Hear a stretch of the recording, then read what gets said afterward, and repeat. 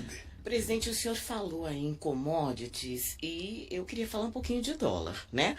Ontem o senhor voltou a fazer críticas sobre o atual formato da autonomia do Banco Central, algumas críticas também ao presidente da instituição, e o dólar fechou a 5,65, uma alta que não tem precedentes nos últimos 2 anos. Alguns especialistas acreditam ainda que pese as variáveis internacionais, mas as falas do senhor. Eu gostaria de saber a posição do senhor com relação a essa sensibilidade do mercado, as falas do senhor em relação ao presidente do Banco Central. Olha, eu vou te contar uma coisa. O mundo não pode ser vítima de mentiras. A gente não pode inventar as crises. A gente não pode jogar a culpa. Eu vou te dar um exemplo. A semana passada eu dei uma entrevista no UOL. Depois da entrevista, sabe, alguns especialistas começaram a dizer que o dólar tinha subido por conta da entrevista do Lula. E nós fomos descobrir que o dólar tinha subido 15 minutos antes da minha entrevista. É um absurdo, veja. Obviamente que me preocupa essa subida do dólar. É uma especulação. Há um jogo de interesse especulativo contra o real nesse país. E eu tenho conversado com as pessoas do que a gente vai fazer para tomar. Eu estou voltando quarta-feira, vou ter uma reunião, porque não é normal o que está acontecendo. Não é normal. E eu acho que a minha visão sobre o Banco Central não é uma visão teórica, é uma visão de um presidente que já foi presidente, que teve o Banco Central sob o meu domínio durante 8 anos e com total autonomia. Alguém pode falar que o Meirelles não teve autonomia? Ele ficou 8 anos do meu mandato. E se dependesse de mim, ele ficaria com a Dilma também. Não sairia, não. O Fernando Henrique Cardoso trocou 3 presidentes de Banco Central. E é normal. O que é normal é o Lula trocar. É o Lula querer indicar alguém. E é o presidente da República que tem que indicar. E quando a gente indica um presidente do Banco Central, quando a gente indica um presidente do Banco do Brasil, quando a gente indica um presidente da Petrobras, a gente não indica essa pessoa para essa pessoa fazer o que a gente quer, não. Porque as empresas têm diretoria, as empresas têm conselho, as empresas têm um cronograma de trabalho, e o Banco Central é a mesma coisa. O Banco Central tem uma função, sabe, que é cuidar da política monetária desse país, que é cuidar, sabe, de atingir a meta da inflação, e por isso nós acabamos de aprovar a meta de inflação de 3%, ainda vai continuar com 3%, e nós vamos tentar buscar isso. Agora, o que não dá é para você ter alguém dirigindo o Banco Central com viés político. Sabe? Definitivamente eu acho que ele tem um viés político. Agora, veja, eu não posso fazer nada, porque ele é o presidente do Banco Central, ele tem um mandato, ele foi eleito pelo Senado. Eu tenho que esperar terminar o mandato e indicar alguém. Com relação a essa especulação que o senhor acredita que esteja ocorrendo, o senhor tem alguma coisa a fazer? Olha, deixa eu lhe falar uma coisa, nós temos que fazer alguma coisa. Eu não posso falar aqui que é possível fazer, porque senão eu estaria alertando os meus adversários. Mas veja, deixa eu falar que não há necessidade. Ô, Silvana, se você pegar os dados da economia, você vai perceber o quê? Você vai perceber, primeiro, que o PIB está crescendo mais do que a previsão do mercado. Segundo, você vai perceber que o desemprego está caindo mais do que a previsão do mercado. Terceiro, você vai perceber que a renda da massa salarial está crescendo mais do que a previsão do mercado. Você vai perceber que os acordos salariais, 87% deles estão sendo feitos com ganhos reais acima da inflação. Você vai perceber a quantidade de entrada de capital externo para investimento direto no Brasil. Ora, então não há nenhuma preocupação das pessoas terem medo, das pessoas ficarem assustadas, das pessoas acharem que vai acontecer alguma coisa errada. Muita gente fala, mas é preciso cuidar dos gastos públicos. É preciso cuidar do gasto público. E ninguém nesse país cuidou melhor do que eu. Ninguém. Posso te dizer, olhando no teu rosto, ninguém nunca cuidou mais do gasto público do que eu. Porque eu aprendi de berço com a mãe analfabeta que a gente não gasta mais do que a gente ganha.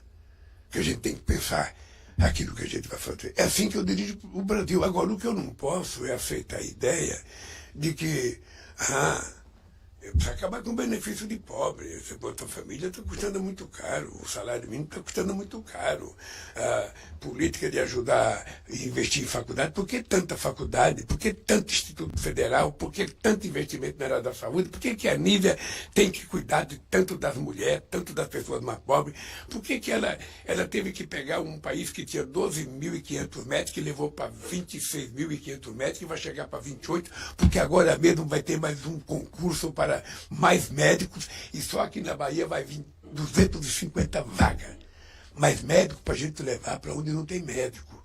Mais médicos para a gente levar para as cidadezinhas abandonadas, para as periferias abandonadas. Então, como é que eu posso fazer uma economia nessa gente? O que nós estamos fazendo? Veja, nós já aprovamos um marco fiscal, que é uma revolução nesse país. Nós conseguimos fazer uma coisa que jamais se imaginou fazer, e apenas 1 ano e 6 meses, aprovar uma política tributária.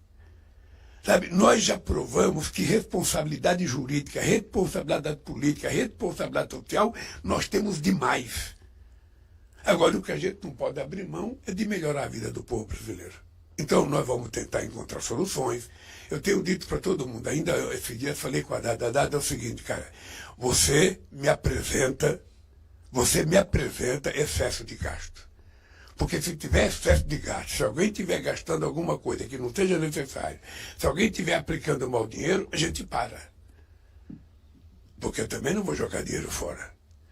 Eu quero que o dinheiro sirva para melhorar a vida desse povo. Então nós vamos cuidar disso. Eu não fico estressado porque essa é a vantagem de já ter sido presidente. Eu vivi a crise de 2008, quando todo mundo dizia que o mundo ia acabar, o mundo vai acabar, o mundo vai acabar. Naquele tempo eu fui num programa de televisão em dezembro fazer um apelo para os pobres comprarem. Por quê? Porque as pesquisas mostravam que o povo estava desaparecendo, que o consumo estava diminuindo. E eu fui dizer para o povo, olha, se o consumo diminuir, vai ter mais desemprego. Então é importante que você vá compre com responsabilidade, faça dívida com responsabilidade, porque se você comprar, o comércio vai funcionar, a indústria vai produzir, vai ter mais emprego e tudo vai ficar maravilhosamente bem. E deu certo. O Brasil foi o último país a entrar na crise, o primeiro a sair da crise. E terminamos um mandato com a economia crescendo 7,5%, no varejo crescia 13%. E as pessoas estavam ganhando mais. Esse é o dado concreto. Então, veja, eu me preocupo, obviamente, que a taxa de juros sempre foi uma incógnita. Nos meus 8 anos de mandato, a Federação das Indústrias, a CNI e os sindicatos, toda reunião do Copom, eles batiam no governo. Toda. O meu vice, o Zé Alencar, que era uma figura extraordinária, o Zé Alencar fazia discurso em toda reunião pública dele do governo, que é preciso parar a taxa, baixar o juro, porque esse juro é um roubo, porque nós estamos gastando não sei quantos bilhões, ou seja, tá, mas é assim. Mas eu acho que a gente precisa manter o Banco Central funcionando de forma correta, com autonomia, para que o presidente do Banco Central não fique vulnerável às pressões políticas. E se você é um presidente democrata, você permite que isso aconteça sem nenhum problema. Agora, quando você é autoritário, você resolve fazer com que o mercado se apodere de uma instituição que deveria ser do Estado. O Banco Central é um banco do Estado brasileiro, para cuidar da política monetária. Ele não pode estar a serviço do sistema financeiro. Ele não pode estar a serviço do mercado. O senhor abriu aí várias janelas, presidente, são muitas as perguntas, mas eu vou pegar a política tributária que o senhor citou e vou falar um pouco da inclusão, da possibilidade, que é um desejo de alguns parlamentares, de inclusão da carne dentro daquela cesta básica nacional, para que a gente não pague impostos sobre a carne. Isso é bacana para a população? É, mas isso vai ter um impacto no imposto também. Eu estava fazendo uma avaliação sobre quase 1%, no caso da inclusão. Por outro lado, a possibilidade de ter aí uma contrapartida do imposto do pecado, né? Como se chama. Como é que o senhor vê essa possibilidade da inclusão da carne nessa cesta básica nacional na reforma tributária? Eu sou favorável. Aliás, já conversei isso com a Haddad, já conversei isso com o Galípolo, já conversei com o pessoal do Tesouro. Ou seja, eu acho que nós temos que fazer uma diferenciação, Silvana. É o seguinte, você tem, sabe, vários tipos de carne. Você tem carne chique, de primeiríssima qualidade, que o cara que consome ela pode pagar o impostozinho. Agora você tem um outro tipo de carne, que é a carne que o povo consome.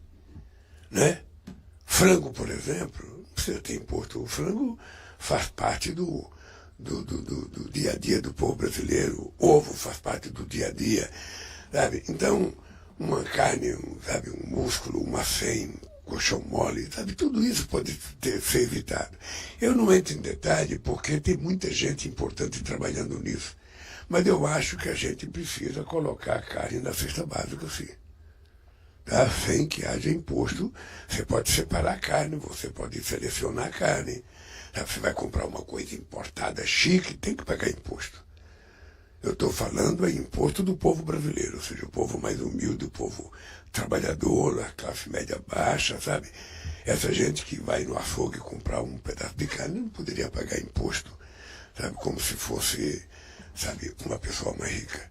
É possível fazer isso? Eu não sei. Porque nós temos 513 deputados, são 513 cabeças, depois nós temos mais 81 senadores, são mais 81 cabeças, e você tem a proposta do governo. A proposta do governo não é irrevogável, ela pode mudar. Então, eu acho que é uma sensibilidade da parte do pessoal que está trabalhando a política tributária, se não para toda a carne, para um tipo de carne, sabe, sem imposto. Ontem, presidente, o senhor teve um dia cheio aqui em Feira